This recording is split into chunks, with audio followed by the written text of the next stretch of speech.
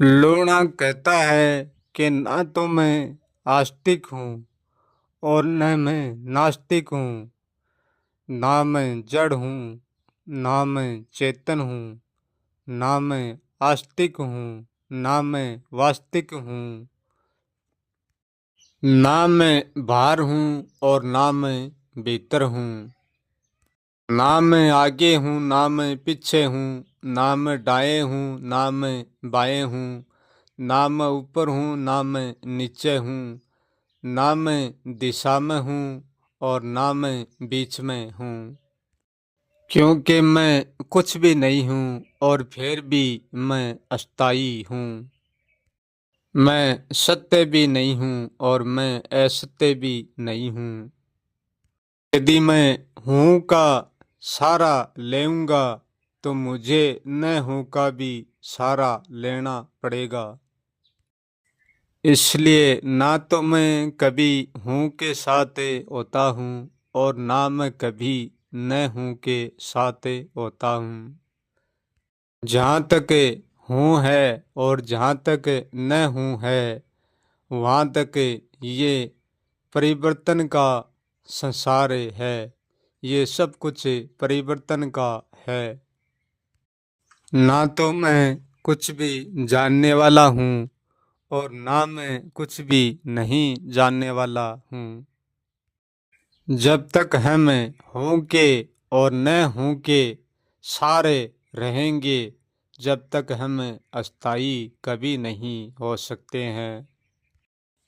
अस्थाई का अर्थ होना भी नहीं है और न होना भी नहीं है। अस्थाई तो वो रहस्य है जो होने में भी नहीं होता है और न होने में भी नहीं होता है। अस्थाई में होने जैसा होना कुछ भी नहीं है और न होने जैसा न होना कुछ भी नहीं है। वो अस्थाई है। इन दोनों में नहीं है, वो अस्थाई है। और अस्थाई को मैं कह तो रहा हूँ परंतु कहा नहीं जाता। मुझको अस्थाई होने के लिए और जानने के लिए कुछ भी करना नहीं पड़ता है। अस्थाई जानने के लिए करने के लिए कहीं पर जाना नहीं पड़ता है और कहीं से आना नहीं पड़ता है। अस्थाई जानने के लिए भीतर भी नहीं जाना पड़ता है और बाहर भी नहीं आना पड़ता है। अस्थाई जानने के लिए केवल अस्थाई होना पड़ता है और अस्थाई होना बाहर से और भीतर से सीखेंगे तो वो अस्थाई होना भी अस्थाई होना नहीं है, वो एक बाहर का और भीतर का अस्थाईपना है। इसलिए अस्थाई होना कैसे सीखना नहीं पड़ता है, क्योंकि अस्थाई तो सदा से बस केवल है तो नहीं है, उसको यहाँ होना पड़ता है। वो होने की चेष्टा करता है। जो है वो कभी होने की चेष्टा नहीं करता, क्योंकि अस्थाई तो केवल है, अस्थाई हुआ नहीं जाता। क्योंकि जो होने के पीछे भजेगा वो कभी हो नहीं सकता। यहाँ जितना भी सीखा जाता है वो दौड़ने से सीखा जाता है। बाहर दौड़कर सीखते हैं और भीतर दौड़कर सीखते हैं। कोई ये मत समझो कि जब तक हम बाहर दौड़ते हैं, जब तक ये दौड़ है और हम भीतर उतर जाएंगे तो हमारी दौड़ रुक जाएगी। नहीं, दौड़ फिर भी नहीं रुकेगी। कि इस मौजूदगी में हम भीतर से ही बोल रहे हैं। यदि भीतर दौड़ने से दौड़ समाप्त हो जाती तो कभी भीतर नहीं उतरना पड़ता और बाहर दौड़ने से दौड़ समाप्त हो जाती तो कभी बाहर नहीं आना पड़ता। इसलिए बाहर और भीतर भी दोनों एक ही सिक्के का पहलू है, परंतु भीतर का जो आनंद है वो भिन्न है, बाहर से बहुत ही भिन्न है। भीतर के आनंद की तुलना बाहर का आनंद कभी भी नहीं कर सकता।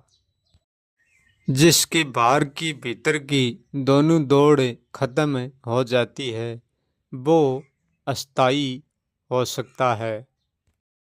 जो दौड़ता है वो भी है तो अस्थाई, परंतु वो ठहरा हुआ दौड़ता है, इसलिए उसको अस्थाई कह कर भी नहीं कह सकते।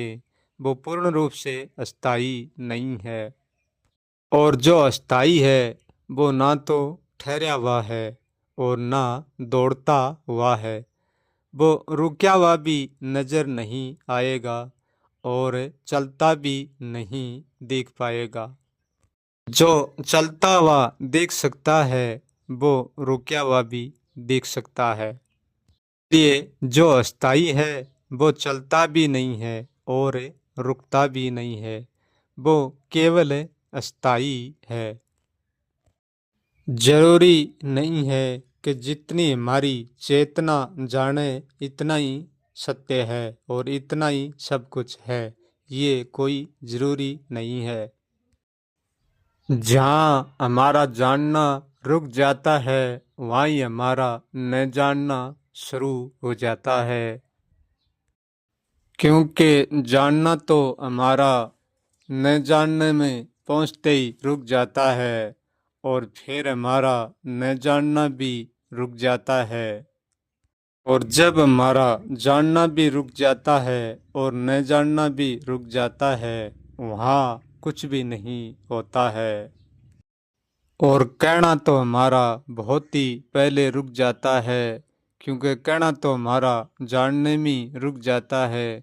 जानने में हम सब कुछ कह नहीं सकते हैं, तो न जानने तक तो कहना कभी पहुंच ही नहीं सकता। कहना और सुनना तो केवल बाहर का दिखावा है, बाहर का एक पहनावा है। जो जानना है वो भीतर का समर्पण है।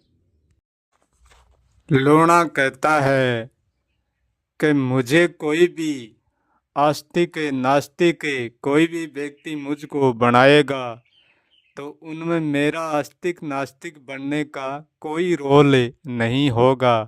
जो बनाएगा उनका स्वयं का ही रोल होगा। स्वयं ही आस्तिक होगा और स्वयं ही नास्तिक होगा, उनमें मेरा कोई रोल नहीं है। मेरा रोल केवल अस्थाई है और अमाननीय है और अपूजनीय है। क्योंकि अस्थाई है वो पूजा नहीं जाता और मान्या भी नहीं जाता। जो पूजा जाता है और जो मान्या जाता है वो रुकता है और दौड़ता है। जिसको अस्थाई का अनुभव करना है वो पूजने से रुक जाता है, तब भी अस्थाई का अनुभव होता है। जो पूजने से रुक जाता है वो दौड़ने से भी रुक जाता है। मेरा मार्ग होकर भी कोई मार्ग तो नहीं है, परंतु मेरा मार्ग किसी के वाद विवाद का सौदा नहीं है। सिर्फ मेरा मार्ग सबको अस्थाई का संदेश देता है और इन बातों को सही ढंग से नहीं समझ पाएगा पूर्ण तरीके से वो ही वाद विवाद में पड़ सकता है, अन्यथा ये बात कभी वाद विवाद नहीं खड़ा करती हैं। ये मेरी विचारधारा आनंद और परम आनंद के परे अस्थाई आनंद का संदेश देती है। दुख में आगे पीछे दौड़ना पड़ता है और सुख में बीच में लटकना पड़ता है। मैं जिस मार्ग की बात कहता हूँ इसमें ना तो आगे पीछे दौड़ना पड़ता है और ना बीच में लटकना पड़ता है। सुख और दुख का कभी सामना ही नहीं होगा। सुख दुख सदा सदा के लिए समाप्त आनंद से ही परम आनंद से ही परम आनंद में सदा स्थिर अस्थाई हो जाएंगे।